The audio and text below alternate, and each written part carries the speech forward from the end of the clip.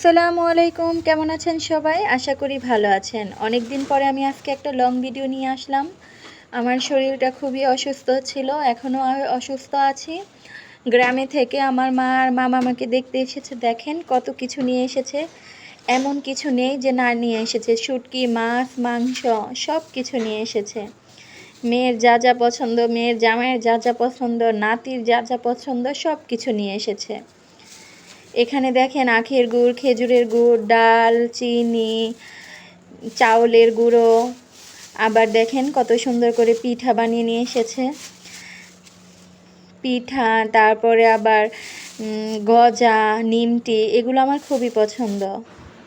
আমি বাসায় রান্না করেছিলাম আজকে গরুর মাংস, খাসির মাংস, মুরগির রোস্ট আর পোলাও।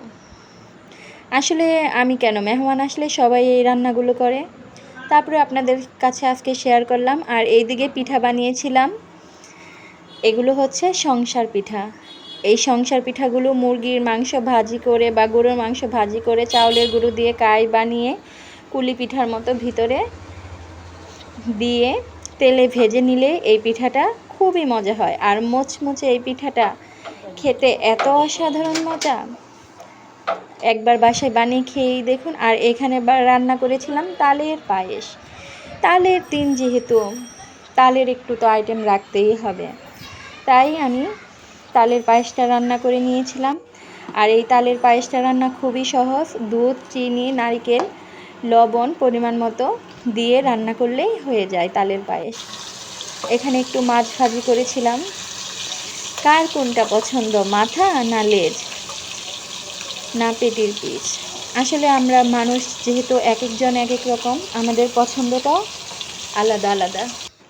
এখানে আমি গরুর মাংস রান্না করেছিলাম।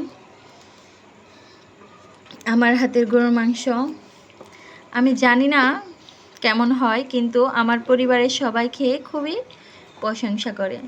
তাই হাজার কষ্ট হলেও, অসুস্থ হলেও আমি সবার জন্য নিজ হাতেই রান্নাটা করেছিলাম। আপনাদের সাথে এগুলো শেয়ার করছি। আর এইদিকে আমি একটা ওয়াকার্স খেলনা কিনে এনেছিলাম। আমার একটা পিচ্ছি মামাতো বোন ছিল, তার জন্য খেলনাটা আমি নিয়ে এসেছিলাম। ও যেন এটাতে চড়ে একটু হাঁটা শিখতে পারে। আর আমার কাছে তো খুবই ভালো লাগে বাচ্চাদের এই সব জিনিসপত্র কিনতে। দেখেন কত খুশি হয়েছে বাবুটা এই ওয়াকার্স খেলনায়। আর এই খেলনাটায় বাচ্চারা খুব তাড়াতাড়ি হাঁটা শিখে। এই গাড়িগুলো আসলেই ভালো লাগে। তো ভিডিওটি কেমন লাগলো জানি না আপনাদের, সবাই দোয়া করবেন। আল্লাহ হাফেজ।